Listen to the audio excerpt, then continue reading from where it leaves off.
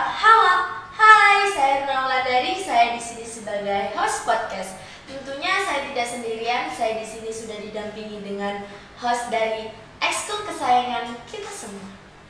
Hai, saya Hurul Aini Nazila. Tema podcast kita hari ini adalah kenal lebih dekat dengan ekskul konten kreator. Nah, penasaran kan bagaimana sih ekskul yang didirikan? Tetap stay di podcast ini ya.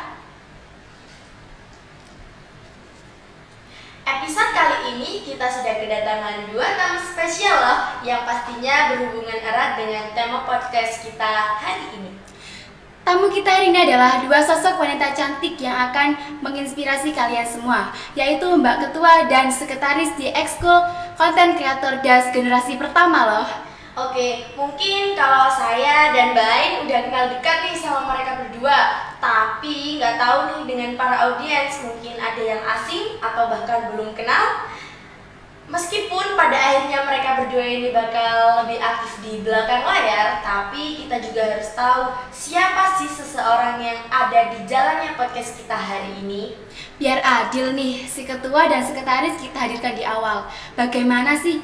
Biar tahu bagaimana sih dedeknya jadi kita, ya kan Luna? Biar tahu juga gimana nervousnya jadi kita, gimana groginya jadi kita di menjadi host pertama di podcast perdana juga loh. Mungkin satu-satu aja yang baik dari Mbak Ketua nih, silahkan perkenalkan diri kamu dong.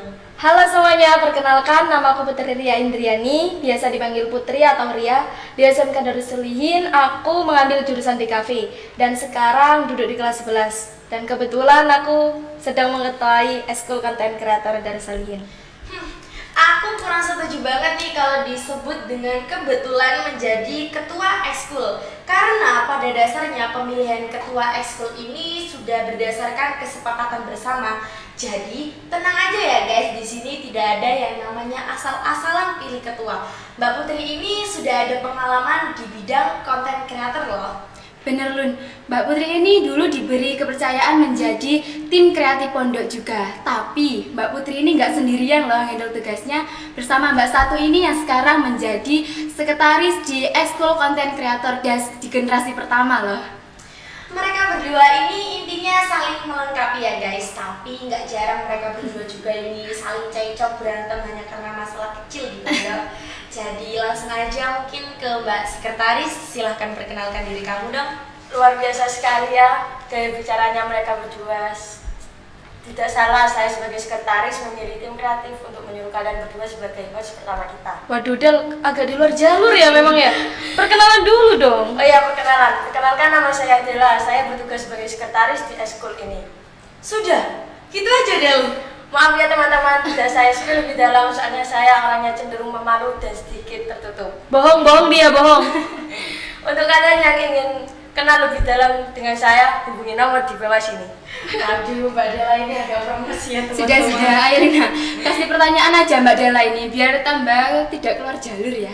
Siapain, tapi sebelum saya kepada Mbak Dela, saya mau ke Mbak Putri dulu sebagai ketua ekskul untuk memperkenalkan ekskul konten kreator Darus Salihin. Oke, untuk teman-teman siswa SMK Darus Salihin, calon siswa baru SMK Darus Salihin, dan tentunya para audiens yang nantinya akan mendengarkan podcast ini, saya ingin memperkenalkan sebuah ekskul terbaru dari SMK kita, yaitu ekskul konten kreator atau lebih singkatnya CCDAS. Nah, ekskul ini bermula didirikan melihat dari banyaknya bakat siswa, Mbak, yang kurang tersalurkan khususnya di bidang konten kreator. Nah, ekskul ini itu menjadi wadah bagi mereka untuk menyalurkan bakat-bakat tersebut. Saya sangat setuju sih dengan diadakannya ekskul ini, karena saya sering melihat bakat siswa yang kurang tersalurkan. Nah, Ya kan, benar Luna? sekali itu. Benar sekali. Kira-kira apa sih Mbak bakat yang berhubungan dengan ekskul konten kreator ini? Banyak sekali Lun, tentunya teman-teman yang mumpuni dalam bakat fotografi, videografi, editing, dan tentunya teman-teman yang aktif media sosial dengan konten yang menarik seperti Mbak Luna dan Ain ini juga yang public speakingnya bagus. Makasih Mbak. Bisa menyalurkan bakatnya di ekskul ini. Sebenarnya kalau kita lihat dari guru pembimbing kita tidak terlalu fokus pada pada Bakat ya? siswa, tapi lebih menampung siswa yang ingin berminat dan belajar. Pada dasarnya kita lagi sama-sama belajar.